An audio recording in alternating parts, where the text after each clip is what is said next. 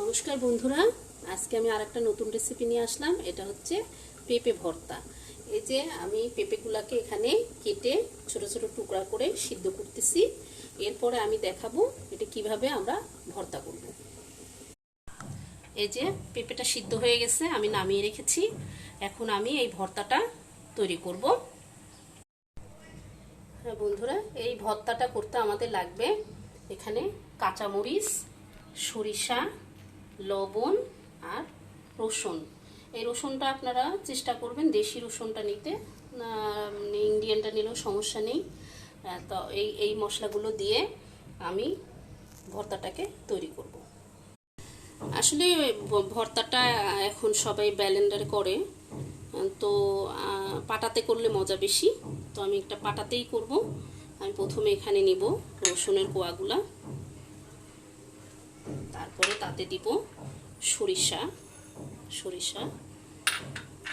এর সাথে দিব আমি লবণ, পরিমাণ মতো লবণ। বন্ধুরা, এই মশলাটা আপনারা বেশি করে বানায়ে একটা ঢাকনিওয়ালা বক্সে করে ফ্রিজে রাখতে পারেন। তো এরপরে পেঁপেটাকে সিদ্ধটাকে হাতে চটকে মশলা দিয়ে মাখালেও ভালো লাগে। তো পাটাতে করলে এটা একটু ভালো লাগে বেশি।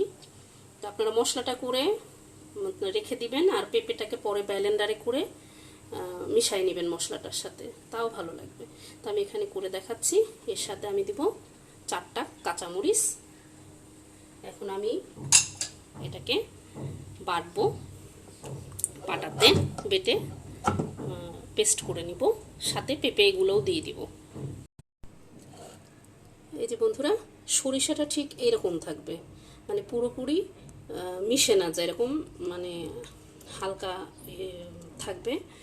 এটা একদম মিশে যাবে না, একটু ভাঙা ভাঙা, এই যেভাবে। তো এটার সাথে আমি এখন পেঁপেটা মিশাবো।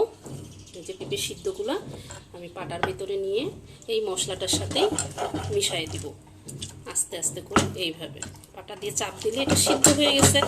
যদি না চান যে পাটায় করব না, তাহলে আপনারা হাতেও এটা করে নিতে পারেন এইভাবে। এই যে বন্ধুরা, হয়ে গেল পেঁপে ভর্তা। আর আপনারা অবশ্যই এটা তৈরি করে খাবেন, আর কমেন্টে আমাকে জানাবেন কেমন লাগলো।